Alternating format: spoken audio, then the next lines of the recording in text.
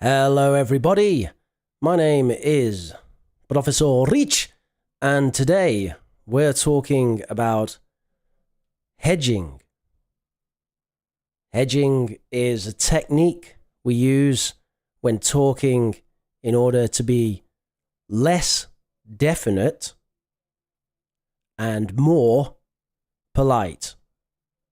So that's our topic for today. It's a very important language skill, especially in English, because in English, hedging is one of the most common ways of sounding polite.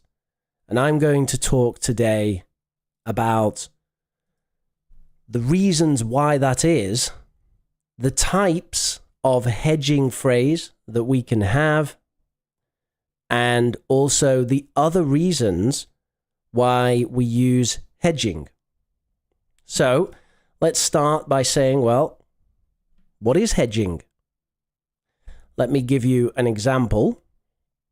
We'll take a phrase which is hedged and a phrase which isn't hedged. So we'll start with, that's bad. That's bad. Versus, I think that's unlikely to be good. I think that's unlikely to be good. So, that's bad versus, I think that's unlikely to be good. That's bad is our phrase with no hedging, and then, I think that's unlikely to be good. Good. I think that's unlikely to be good. That's our phrase with hedging. And you can see that we have a few layers of hedging there. We've got I think.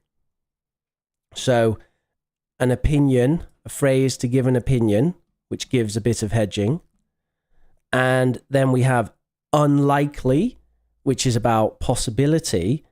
And then instead of saying bad, we've said not good, which is another way of hedging, that instead of saying something is X, we say it's not Y. So these are all different ways of hedging. So now I've told you what it means to hedge something. Let's have a look at a dialogue, and I want you to spot the hedge. So in other words, in the chat, I want you to type when you can see phrases which involve hedging. And I've noticed that my chat expansion is not working again, and I know exactly why it is. It's because I moved some files and I didn't update the damn thing. So I'm going to try and fix this immediately right now on the fly. It should just take me a minute or so. Hopefully. I think I can do this.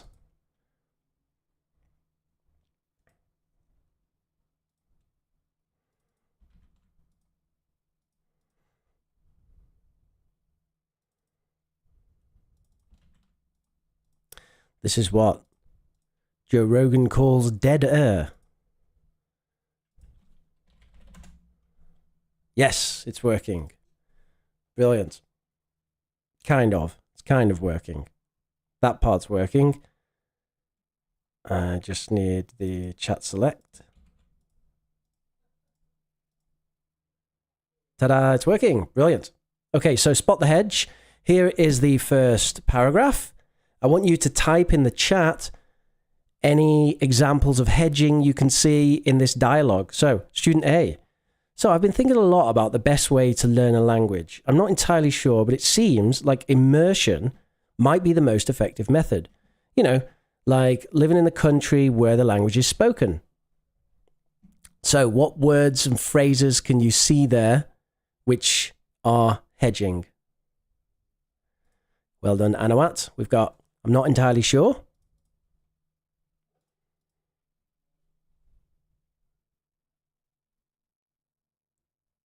And Pachu has said seems and you know. We also have seems like, seems. Okay, let's go on to the next paragraph. Yeah, I've heard that too. However, I'm somewhat skeptical about it being the only way. For instance, I've read that using language apps can also be quite beneficial, especially for building vocabulary and basic grammar.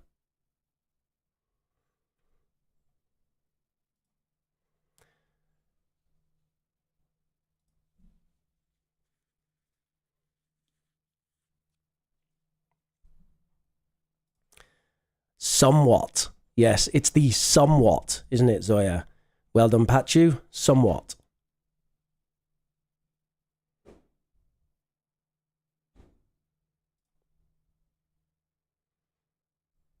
Quite.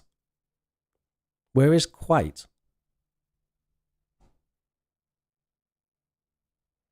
I can't see quite. Where did you get this? Oh, quite beneficial. You're right. I'm sorry. Especially, I'm not so sure about that. I don't know if we would call that a hedge so much. It does make it more specific, or at least it gives us some more specific details. Quite is definitely there, though. Thank you, Pachu. Next. That's a good point. I guess it's possible that different methods work for different people. I'm inclined to believe that a combination of techniques might be the best approach. What do you think about language classes? What do you think about language classes? Just put myself up in the top right. And by the way, if you are new to the channel, today we are learning about hedging as a language technique. We're currently just identifying the kind of phrases which you use in hedging, and I'm later going to tell you why we use hedging and also tell you the types of forms you can expect to use when using hedging language. So hit the like button and hit subscribe if you're new to the channel. It really helps if you've found the channel on YouTube, and then you do that so YouTube knows to recommend the video to people like you.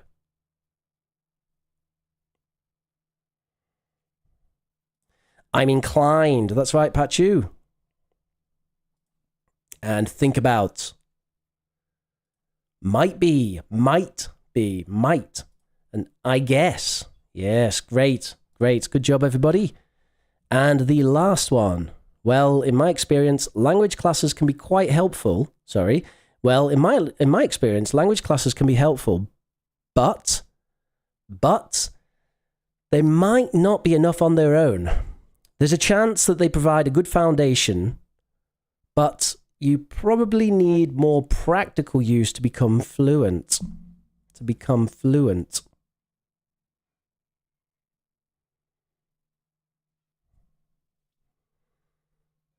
Well, might. There's a chance that.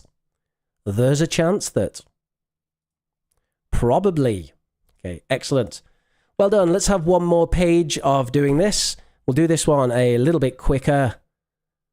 So, I agree to some extent. Sorry, I'll say that again. I agree to some extent. It's likely that practice and real-life use are crucial. I suppose interacting with native speakers could help a lot with that.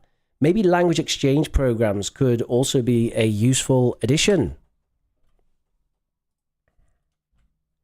Definitely, though I wonder if those programs might have limitations too. For example, if you're only meeting once a week, it might not be immersive enough. But then again, it's better than nothing. True. It's also worth considering that personal motivation and consistency play significant roles. If someone is really motivated, they might find ways to practice regularly, even without formal programs. That's a valid point. I think it's fair to say that the best method might vary depending on the individual and their circumstances. It seems like combining resources such as classes, apps, and immersion experiences could potentially be the most effective strategy. All kinds of hedging going on there. So let me just highlight some of these for this slide.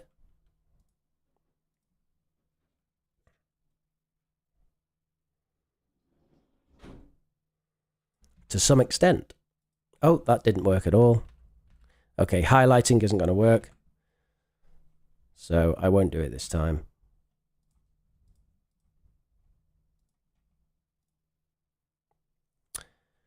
All right, we're going to move on to talk about, now that we know what hedging actually is, we're going to move on and talk about the reasons for using it. So our question here is, why hedge?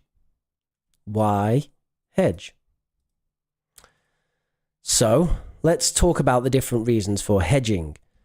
Probably the most common reason, and also something that I mentioned at the start of the video, is people use hedging to be more polite. So when we express our opinion with hedging, saying it's likely that, or I think this might be the case, then that's considered more polite than being very direct with your opinion and saying this is right, this is wrong. So that also links to the idea of respect, because of course the whole point of politeness is respect. Being polite means that you're showing respect. That really is what politeness is supposed to mean, isn't it? It's showing respect. Next, we have that it enables discussion, and you'll notice here that enables discussion is in bold. The reason why enable discussion is in bold is that I'm going to give some more examples of that specific point, and you'll see a few more of these where I'm going to give more examples of that specific point. So it enables discussion. It avoids overgeneralization. Can you say that 3 times fast? Standing on your head after drinking half a bottle of whiskey. Avoid overgeneralization. Overgeneralization. Overgeneralization. Avoid overgeneralization. Notice the linking Dover. Avoid Dover. Dover. Avoid. Avoid Dover. Avoid Dover. Avoid Dover generalization. Mitigate risk. I love the word mitigate. It's a fancy academic word. Mitigate means that we try to limit the damage or limit the harmful effects of something. That's mitigate. So mitigate risk means we are limiting the harmful effects of risk. Reflect complexity. So hedging reflects the complexity of real life. In other words, nothing is truly black and white, so therefore we need some hedging to represent reality. And it acknowledges fallibility. In other words, we're saying, I'm not perfect, I might be wrong about this, so I'm going to hedge my opinion. Because obviously I don't know for certain that what I'm saying is true. So they are the reasons why we hedge. And now we're going to discuss some of those, the ones in bold, in a little bit more detail. Yes, you're right, Takeshi. Prevent us from losing face in case we are wrong is also a reason. And I've put that one, I think that is what I call mitigate risk. Well, it's a combination really of mitigate risk and acknowledge fallibility, isn't it? Right. So, enable discussion. Let's talk about that. Hedging enables discussion. So hedging allows us to disagree with someone without criticizing their perspective. In other words, we don't say, you're wrong. We say, I'm not so sure that you're entirely right. So this is a way of disagreeing without criticizing someone's perspective. And here's a bad example with no hedging. So we say, dieting is the best way to lose weight. but I don't think that's true. What's your problem? Okay. So here it's like person B has to like disagree with your whole idea if they want to disagree with you. And so it becomes quite kind of, it's like quite a challenge to someone when you disagree with them. So we want to enable discussion, and therefore we don't want it to be too difficult to disagree with us, because we want to encourage people to discuss with us. So this might be a better option where we say, it seems like dieting might be one of the best ways to contribute to weight loss. And then person B says, I'm not so sure about that. It could be said that exercise is also quite important. So here we can see it is possible there to disagree with the first perspective without just completely saying that's wrong. Another thing that hedging does is that it avoids overgeneralization. So hedging allows you to ensure you do not overgeneralize. If we don't hedge, we often get these overgeneralized opinions like smoking is bad. Full stop. And then person B says, yeah, but nicotine increases cognitive performance. In other words, you think better. Person A says, yeah, but it's bad. So here we have something weird going on, because someone's saying, well, that's bad. And then someone says, yeah, but it's got this good thing. And then the person A says, yeah, but it's still bad. And it seems like this is not a very productive conversation. Whereas if we hedge, then we get something which is a lot more productive, where it says, I think it's fair to say that smoking can significantly damage your overall health. And then person B will say, I pretty much agree with that, but I'd add that it does appear to have some cognitive benefits. So there we have some examples of how hedging will avoid this overgeneralizing,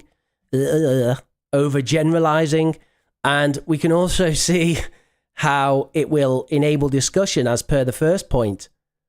And you'll see actually that all of these functions, all of these reasons for using hedging actually kind of connect. They all come together.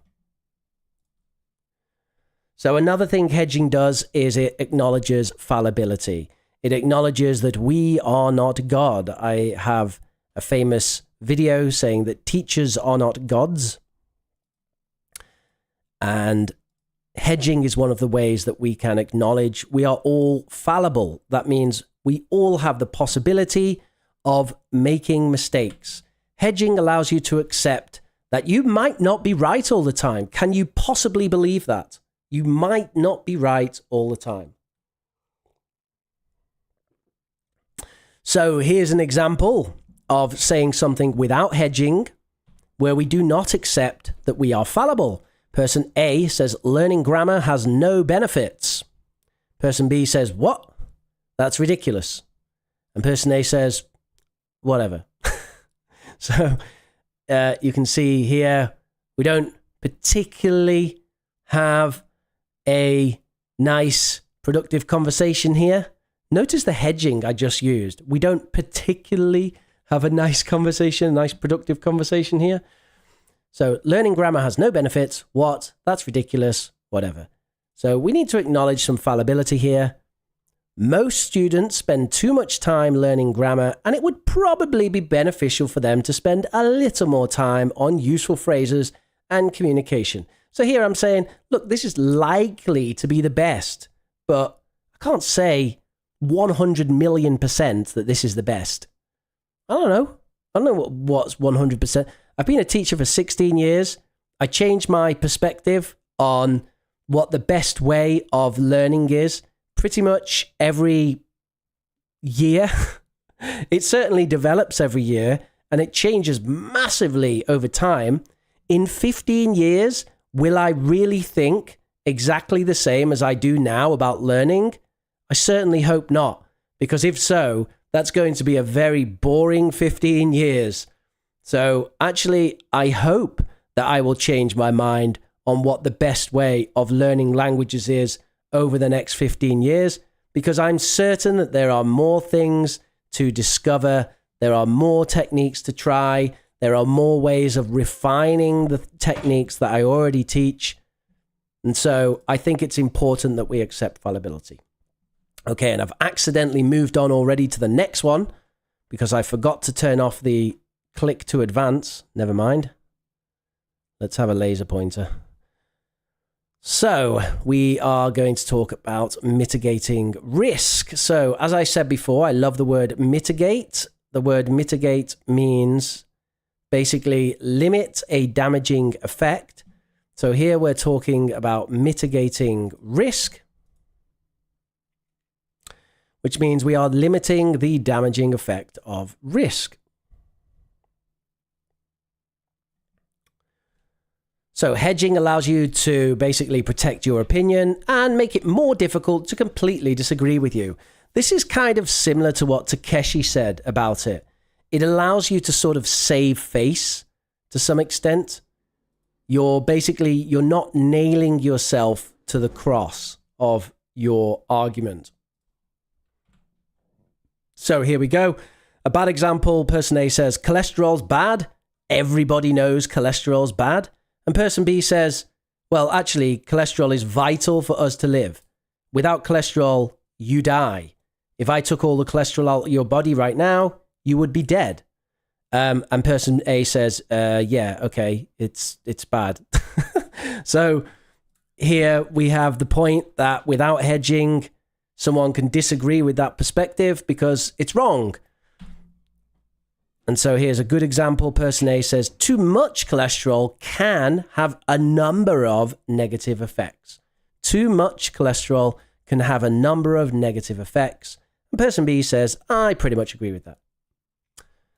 And again, you can actually see other functions of hedging going on here. Like it's also enabling conversation, and it's also representing the complexity of real life, and so on and so on. So they are the functions of hedging. Now let's talk about some examples. I know that's what you want. Everybody wants the target language. That's what it's all about, isn't it? So here we've got a lovely, lovely table. And you can see on the left that we have the type of form, modals, adverbs, quantifiers, possibility, and cautious phrases. And then we have examples. Can, sometimes, some, possibly, and it seems that. So you can type in the chat right now anything else that we can add to this table.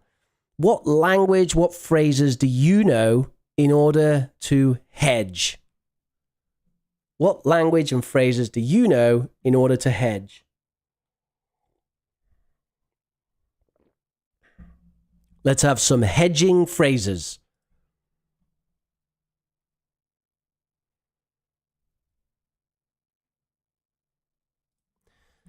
And Takeshi's getting in there with can, could, may, might. What do I think about that? I think that seems pretty good to me.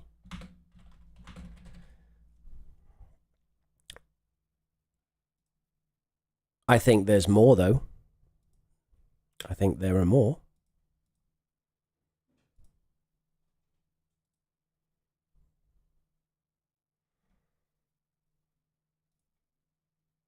Always. Always, Manuel? For hedging? I don't think always is hedging, right? Like, smoking is bad. Smoking is always bad. Maybe not always could be.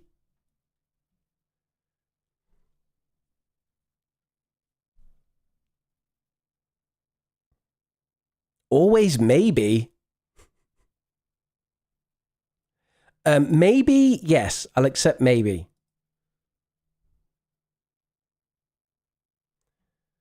Yes, maybe I will accept. We'll put that in adverbs.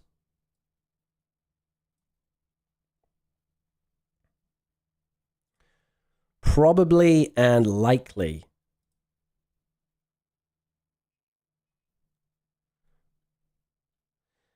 So we're going to put those in possibility. Probably. And remember that it's be likely to is how we use likely. Or just it's likely, it's unlikely. That, yeah. Be likely that.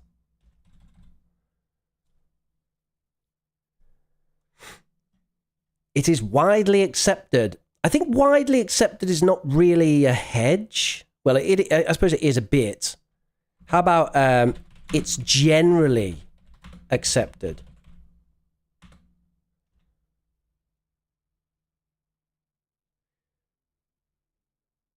Arguably. Arguably. Arguably, yes.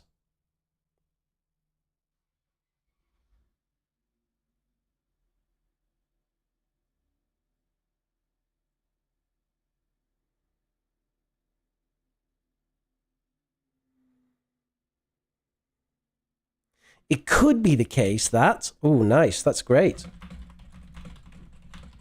And it could be said that... Well done. Yes, Pachu and Sonia on fire today.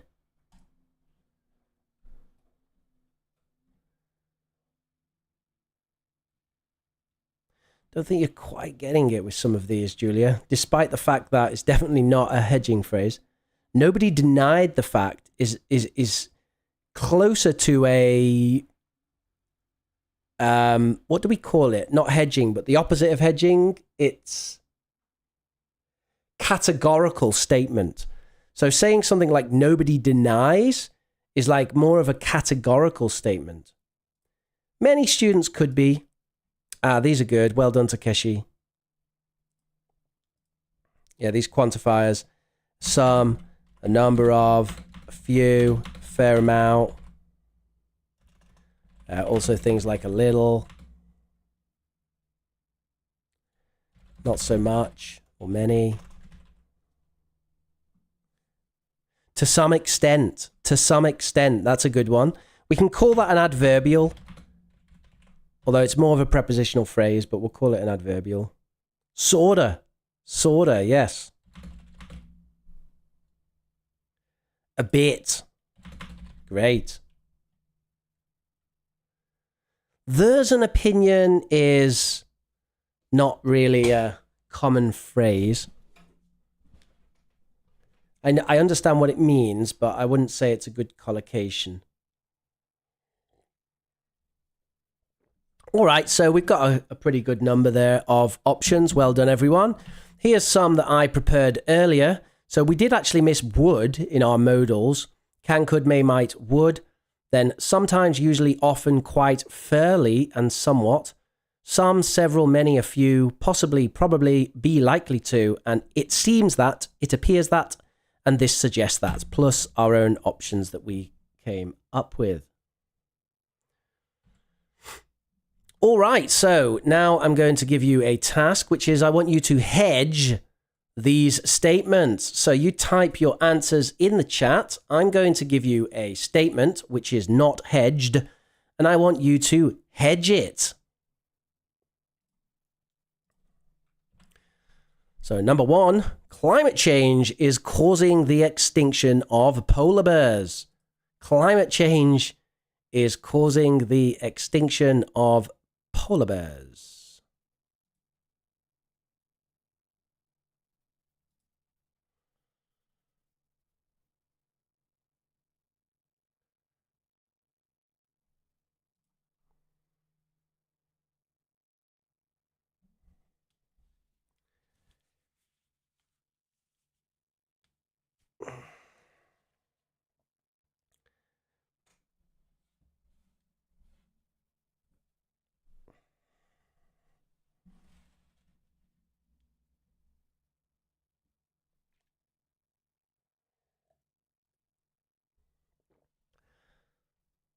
So Manuel says, probably the polar bears are jeopardized by climate change. I'm just going to correct your English a little bit there, Manuel. Let me just help you out a tad. So we're going to say polar bears are probably being jeopardized by climate change. So just correcting the English, the grammar of that. So the only thing jeopardized is definitely more hedged than extinction, and probably is a good hedging phrase there as well. Julia says, it seems to me that climate change is one of the factors to be considered in the extinction of polar bears. I think that's very, very good, Julia. So I think we will actually have that on our answer sheet. So climate change is, it seems to me, I'm just going to rewrite it as your version.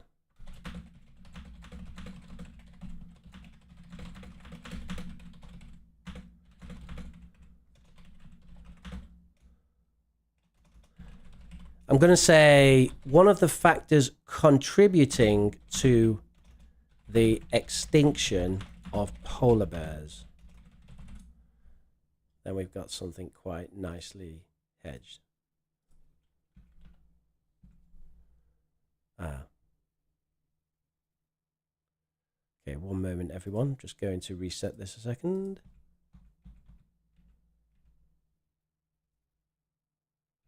Yeah, that's not going to work, is it? Okay, great. I'll show you the answers later. All right, next one. 2, online learning is inferior to traditional classroom learning. Well, we do have an answer to number 1 from Manuel. It's widely believed that polar bears are endangered by the rise of temperature.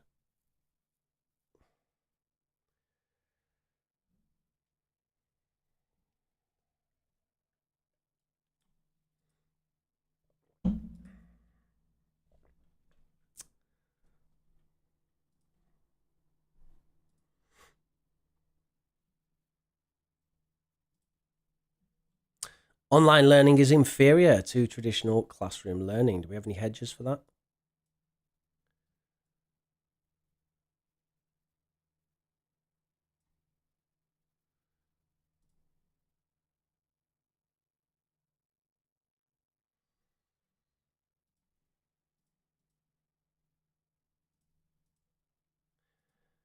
Takeshi says, personally, I reckon that online learning is somewhat less effective than traditional classroom learning. Well done, Takeshi. That's very good.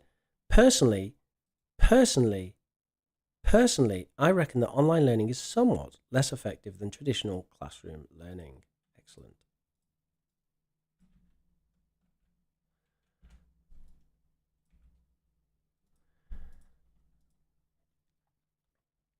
All right, next. Eating junk food leads to obesity. And Sonia has gone with, it's commonly true that. Commonly true? Commonly true? I'm not sure about that phrase, commonly true. Zoya has gone with, it's likely that online learning is inferior to classroom learning, while I may add that it has some benefits. That is also another way to hedge, by the way. You can hedge by actually adding a phrase where you accept the possibility of the other side being right. So you kind of say, yeah, it does have some benefits. That it genuinely is hedging. So we would also call that hedging. Like if someone says, although smoking has some advantages, it is on the whole damaging to your health. Julia says, it's fair to say that online learning has a lack of face-to-face interaction in person in contrast to traditional classroom learning. Yes, that's true, Julia. You have changed the opinion somewhat, but correct.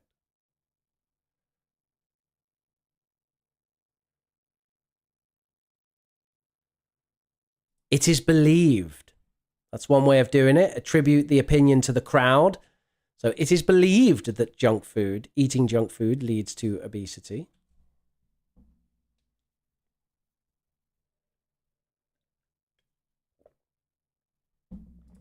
Takeshi says, eating too much junk food can, more or less, lead to obesity. Not so sure about that, Takeshi. Yeah. Can more or less lead to obesity? The thing about obesity is it's not really a more or less thing, you know? We might say, like, eating too much junk food is more or less the worst thing you can do for obesity. Or we could say, I more or less agree that eating junk food can lead to obesity, but you can't really more or less lead to obesity. I mean, either you lead to obesity or you don't, right? Eating junk food might lead to obesity. I'm inclined to believe that eating junk food could. How about this? I'm going to change yours a little bit, Manuel, and I'm going to say could lead to weight gain. So I'm inclined to believe that eating junk food could lead to weight gain. In fact, let's get a bit stronger than that. Let's say could be a major cause of obesity. Okay, I'm going to just give you all the others. Choose any that you want and type them in the chat, and the best ones I will choose for the answer sheet. So choose any of the ones that you want and type them into the chat, and I'll choose the best ones for the answer sheet.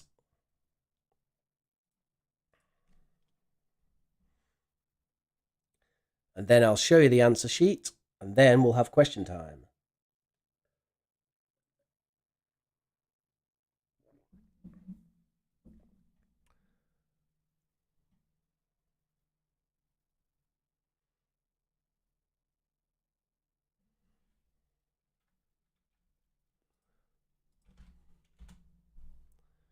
Excuse me a moment.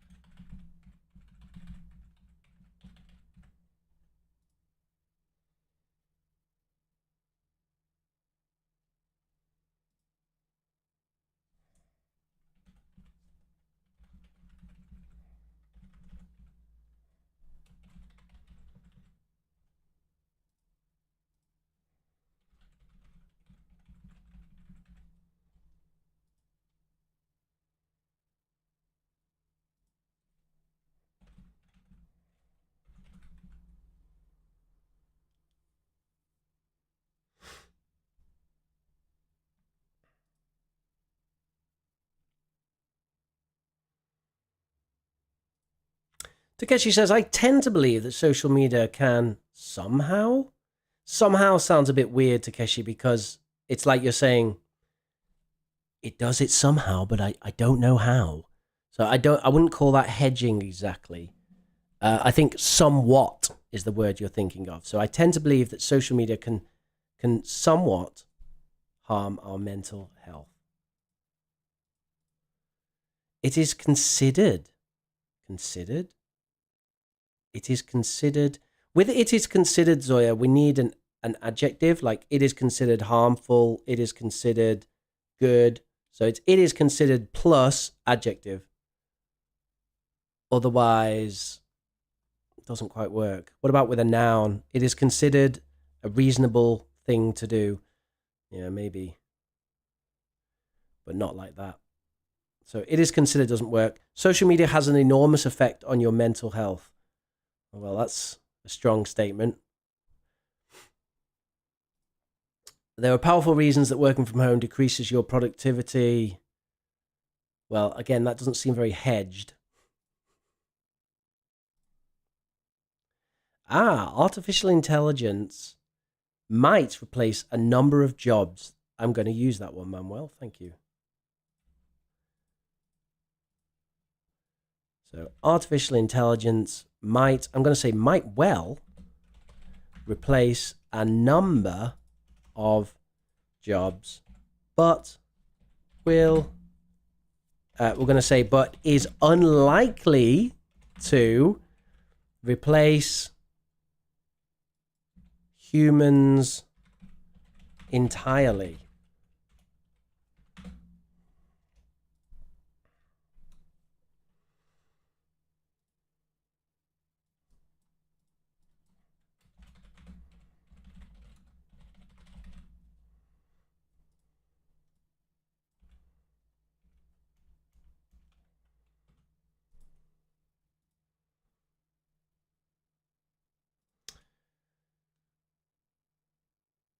Julia says, in my humble opinion, government policy should double down on economic inequality. Very good. Asmana says, it's pretty catastrophic. It's pretty catastrophic? A catastrophic is the kind of word that can't really be pretty, because catastrophic is an extreme adjective. It is an ungradable adjective, so we can't use a word like pretty with catastrophic. Sonia says, looking at their wages, we could think that some athletes are overpaid. Yes, I like that. We'll use that.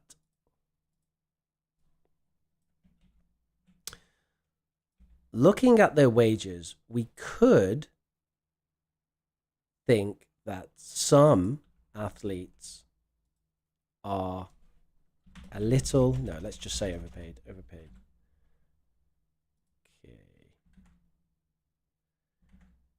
All right. That'll do. Great. So there's some of our example solutions for you to take a look at. And that was our lovely, lovely class on hedging with practice, with examples. Thank you very much, everybody, for your participation. I hope you've enjoyed the class today. You can, of course, download the notes as always. They are available from bit.ly/hedging phrases. And if anybody knows why my mouse cursor sometimes disappears when I'm moving it from one monitor to the other, then let me know, because I really haven't got a clue whatsoever.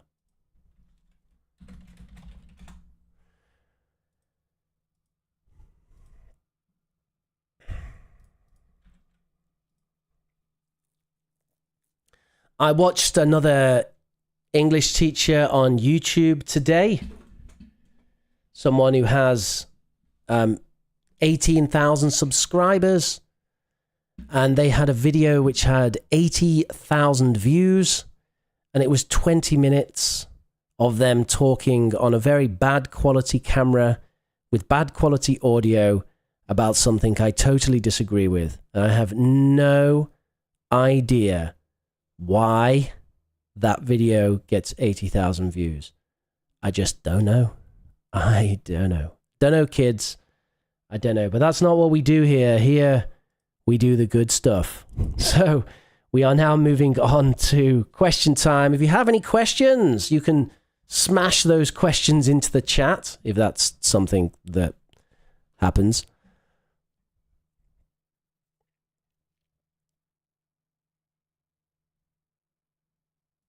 And I will do my best, as always, to answer them.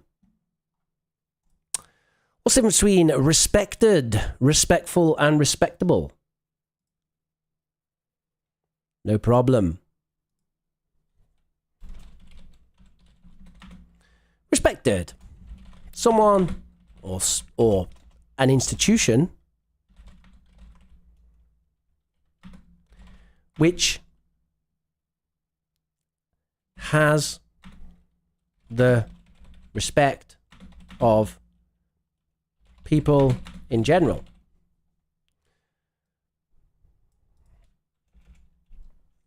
Respectful is someone who acts in a way which shows respect. And it can also be used to mean an action which demonstrates respect. For example, being polite is respectful.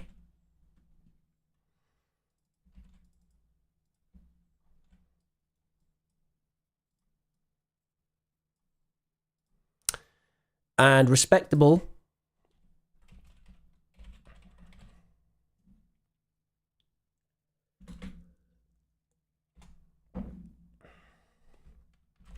something which is worthy of respect. That doesn't necessarily mean it has respect. It means something which is worthy of respect. So we use this in collocations like a respectable achievement or a respectable job, a respectable profession.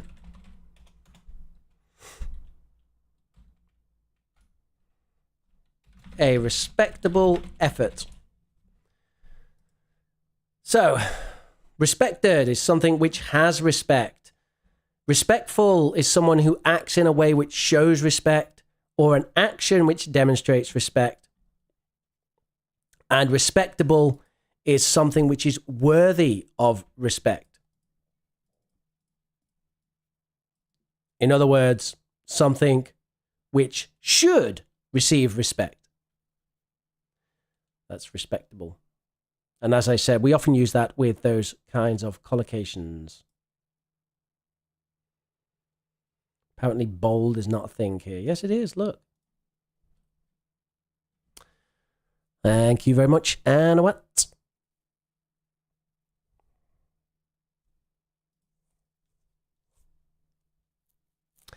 Pachu says, sir, can you take lessons like reading any novel or a book for learning English live? What do you mean, Pachu? I'm not quite sure what you mean. Can you clarify what you mean there? Alexander says, consistency is key. Why not a key?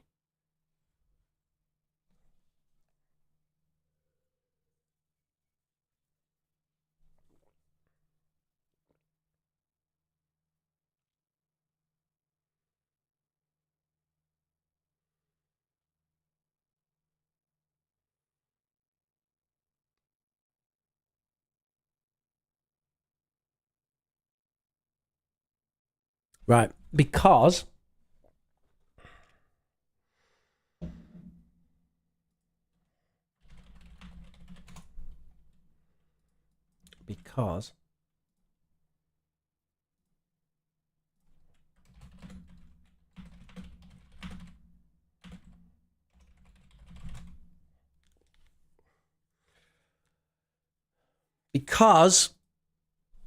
we're using key as an adjective. Do I want to say that? Yeah, we are. We're using key as an adjective. That's why. So you can use key as an adjective, which means very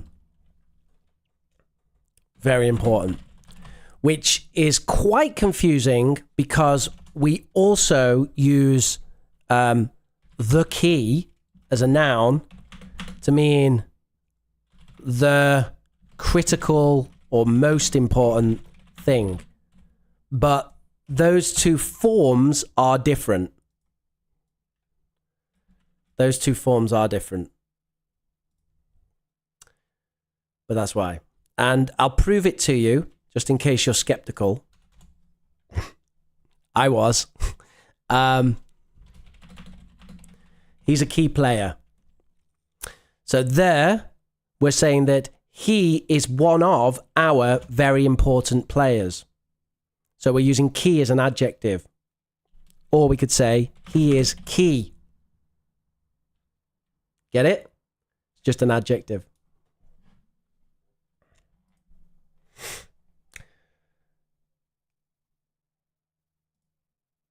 Yes, it is actually, Manuel. And thank you very much for your contribution.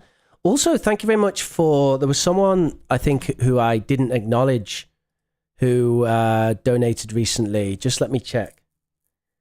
because I use Stripe for donations, then they don't pop up or anything. So I have to go and check. Just give me one moment. Let's see. Because I do want to acknowledge people who do this.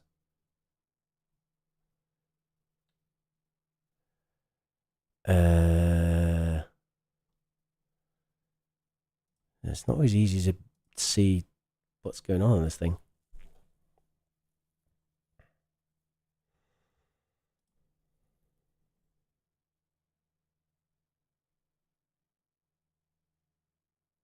Oh, I think I did acknowledge it. It was Sonia Botterini. £10, but it was like almost a month ago. But thank you, Sonia, if you didn't hear that before. And thank you very much for Manuel for the regular contributions, including today. And if anyone would like to donate to the efforts here, as I desperately struggle to get 600 views, while some other teacher gets, with the same subscribers, pretty much, gets 80,000 views. I couldn't believe it. I was watching the video. I was like, what is this? The sound quality, awful. The video quality, awful. She's just talking about like the magic pill for learning English. And I'm like, I don't get it. I don't get it. What is it? What's the problem, YouTube? What did I do to you? Oh.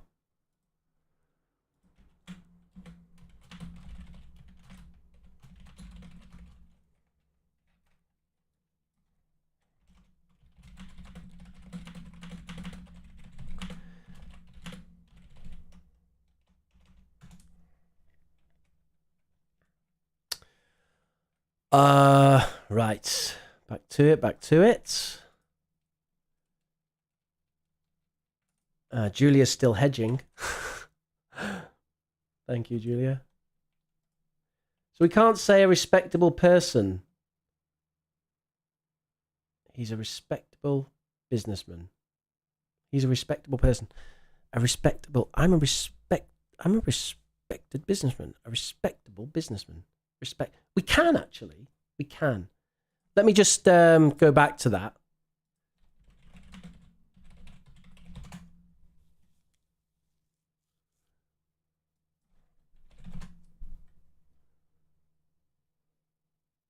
Right. So respected is something which is respected, and respectable is something worthy of respect.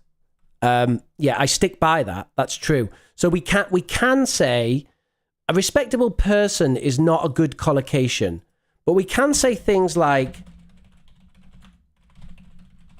a respectable businessman. We do say that, which means that society regards this person as worthy of respect, compared to respected, which means this person is respected, like the passive, but it's as an adjective. Alexander said, last lesson you said the movie Don't Look Up was not recommended to you. Can I dare to know their arguments? What was it? Let me think. Don't Look Up. Why don't we like Don't Look Up?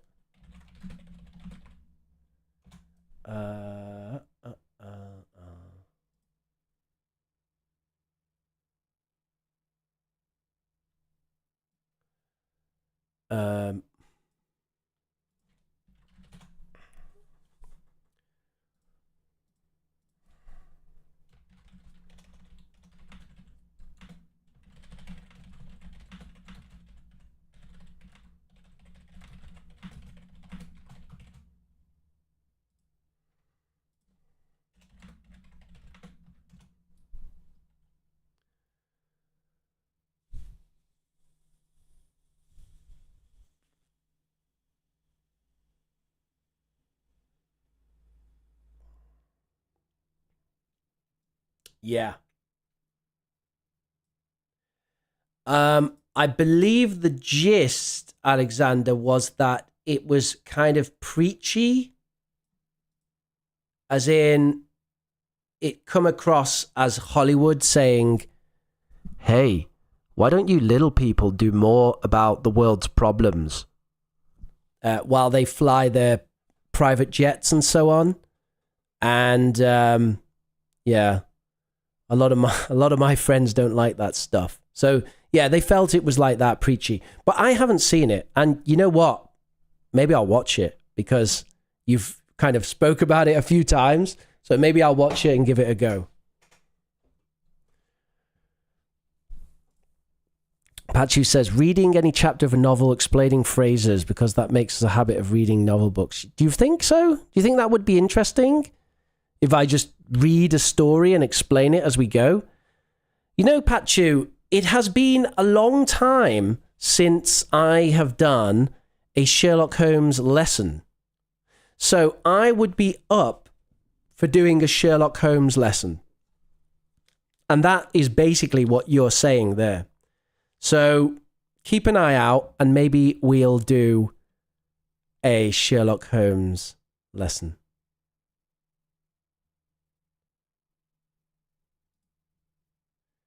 You are too severe in your judgment. Of what? The other teacher? Do you want me to watch the video now and we'll see if I'm severe in my judgment? We can watch it if you want. And see how bad it is.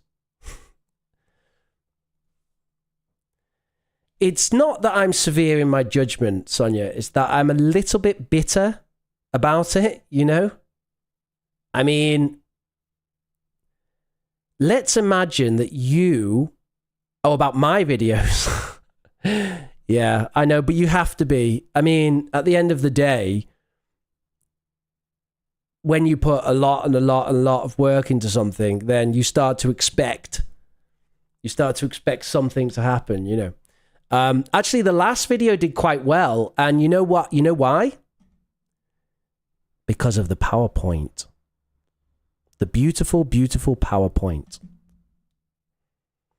So, beautiful PowerPoints will be a common feature from this point on, because beautiful PowerPoints do well. So, yeah, we will be using beautiful PowerPoints from now on. I know that this one was a little bit experimental. I'm no designer, but I wanted to kind of try something new. I was quite happy with... I'll show you. I was quite happy with these leaves. I don't know, what do you guys think about the leaves? Let me just disappear a minute. Ooh, look at those leaves. Oh, and then they disappear. They fly off the screen like that. That's great. Yeah, I spent about 30 minutes doing that. Yeah, it's fun though. PowerPoint is quite a it's a good piece of software, isn't it? It's a slick piece of software. And combined with AI art, it can be really useful. Yeah. So all of the art is AI, all of it. So this thing is AI, the background's AI, this thing's AI. It was I generated all of it. And it is on theme, like it's deliberate. Like the topic is hedging. So I asked for Silver Surfer surfing along the edge of the volcano and the paradise. And then I asked for a ninja balancing along the fence, which is like hedging, right? And then we have, for some reason, I don't know why, but I decided to kind of go into like this Japanese background with the leaves. And then suddenly we went to ancient Greece. I don't know why, but I thought it would be fun. So I guess hedging kind of feels like a rhetorical device or a device used for discussion, debate, and academia. So it seemed to make sense to then take the theme into that. Anyway, I'm breaking the fourth wall here, so let's get out of that. A photo of a dragon or eagle wherever necessary. Shall I try to get some dragons with laser eyes? We'll try and get a bit more dragons with laser eyes.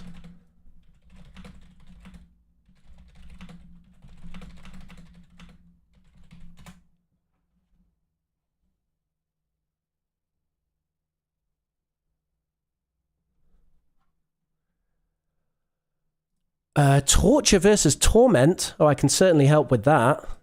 They are very different. So, torment is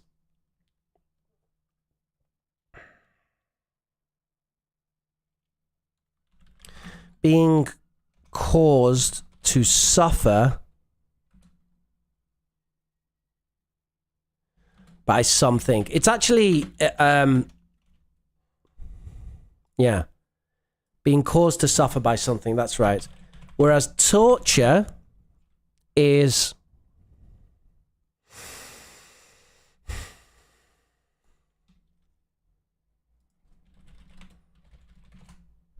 suffering for the purpose of extracting, yes.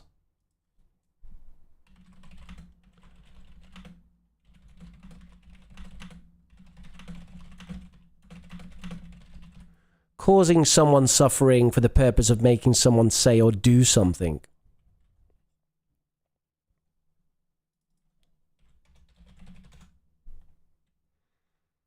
So they are quite close, actually. They are quite close in meaning.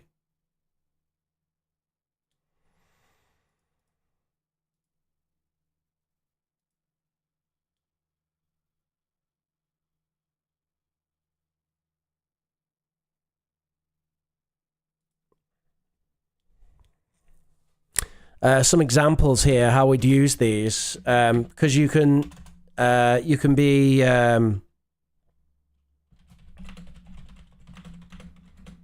you can be tormented by like your past. You can't really be tortured by your past. Like I'm caused to suffer by my past memories, by my regrets and so on. But you can't really be tortured by your past. Torture is more something that kind of someone does, you know?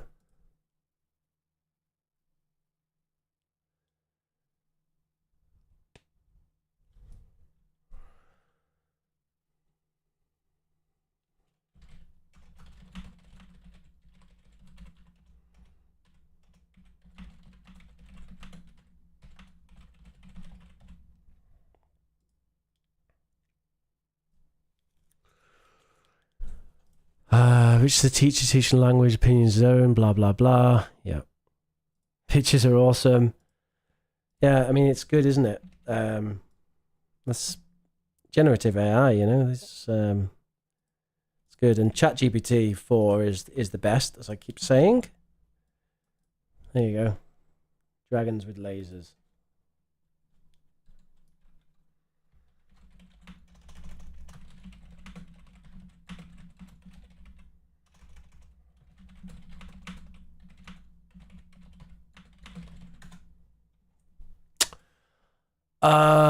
Less versus lesser. Less versus lesser? Less versus lesser. Less versus lesser. Well, I mean, the big thing there would be that less is an adverb.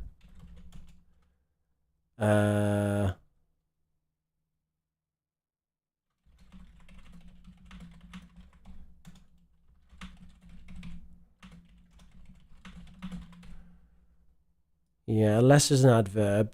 And lesser is the lesser one.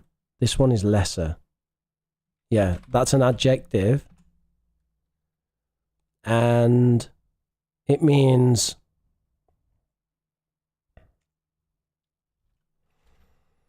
not as great as.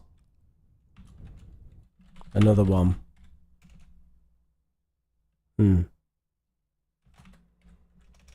A lesser teacher. And we have the lesser of two evils. Something like that. Do you have goals concerning subscribers? What amount will make you satisfied? Good question, Zoya. Good question. Maybe quitting YouTube maybe would be the thing that makes me the most satisfied.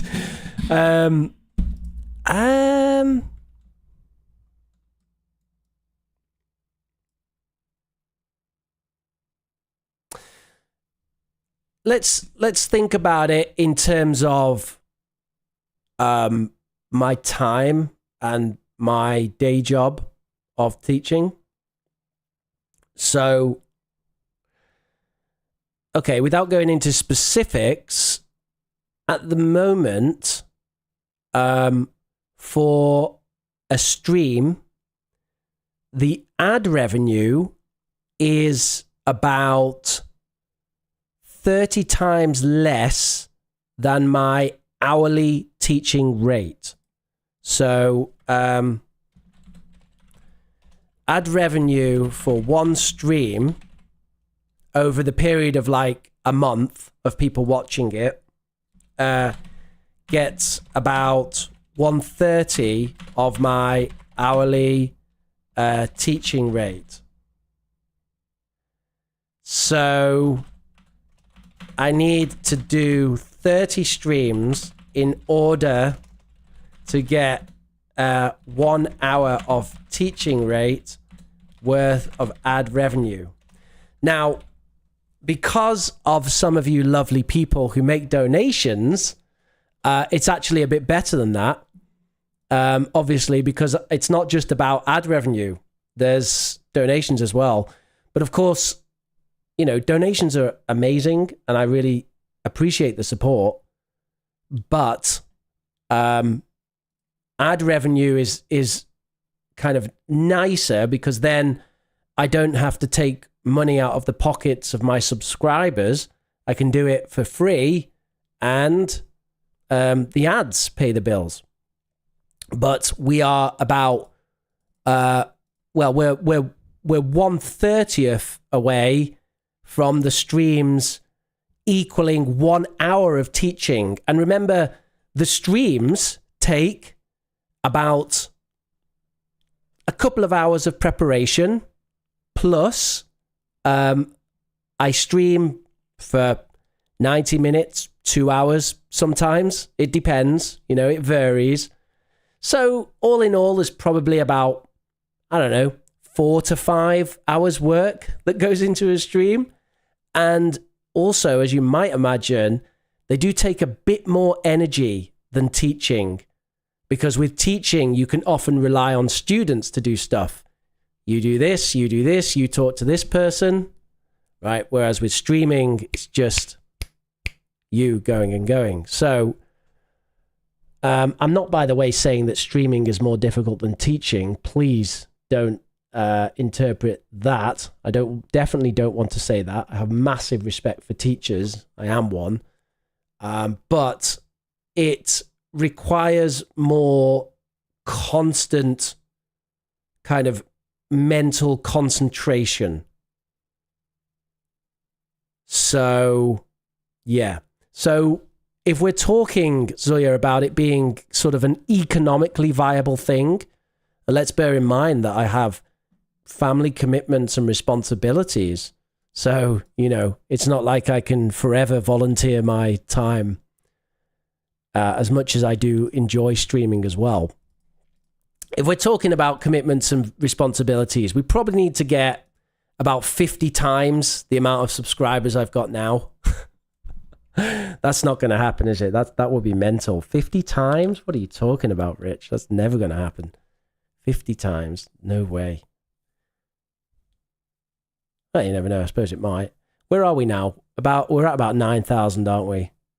So times 10 would be... Actually, maybe it could. Yeah, maybe it could. Times 10 would be 90. Times 5. Yeah, so... So basically, Zoya, we're looking for about 500,000 subscribers. By 2025. What do you think? You think we can do that? Thank you very much, Manuel. I've been tormented by the bullies. I've been tortured by the bullies. Do they both work? Tormented, tortured.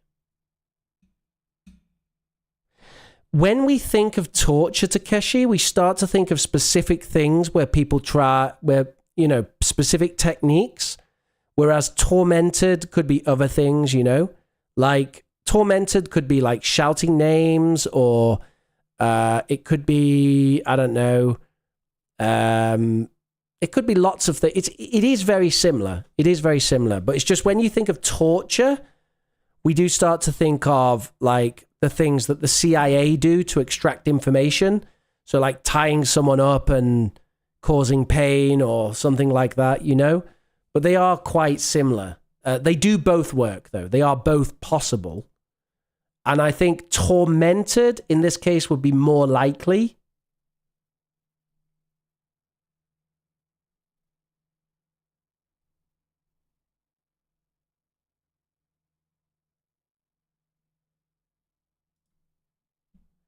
Yeah. Well, it's been growing by about 100 subscribers a month for basically since I've been streaming. The rate hasn't really changed. You get about 100 a month. Although, to be honest, I used to use shorts and now I don't. So I'm getting those subscribers from lives now, which is better because the subscribers you get from shorts don't really stick around. Like, is there anyone in chat who found this channel from a short? Did anyone in chat find this from shorts? Because I don't think that people from shorts come and watch the live streams. I don't think so. I think they just watch shorts. I have less or lesser salary than my colleagues. Less, Takeshi. Less. It's the comparative is less, not lesser, right? So lesser is an adjective which specifically means not as great as, but the comparative form is less. So in other words, less is the antonym. Less is the antonym of more. Okay? Less is the antonym of more. And it's a comparative form.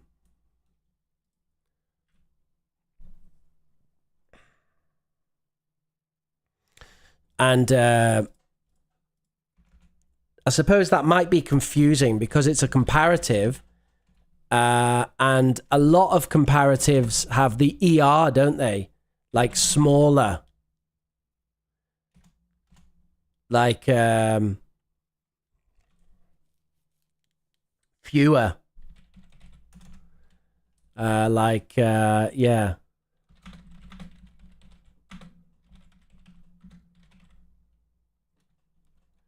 In fact, fewer is the one for countable, isn't it? Yeah, so, you know, I have fewer coins than you. I have less money than you.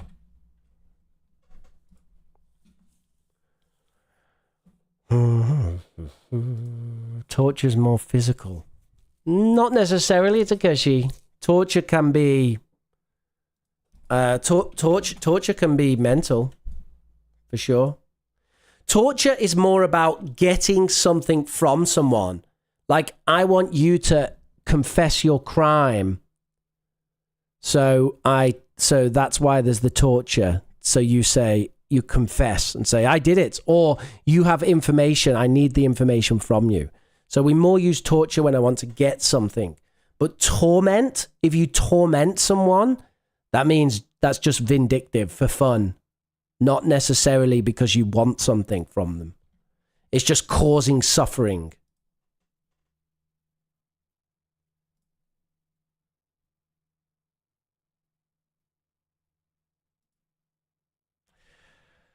All right, everybody. Thank you very much for joining me today. Watch out for the next class when we'll be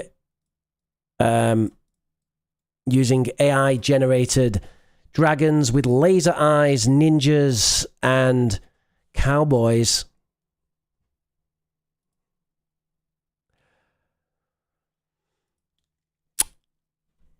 So please do have a lovely, lovely rest of your week. Try to relax, enjoy yourself, take it easy. Take a nice deep breath. And don't get stressed out by anything. That's my current approach to life. Avoiding all possible stress. Thank you, everyone. And I will see you. Will I? Yes, I will see you on Saturday. Bye for now.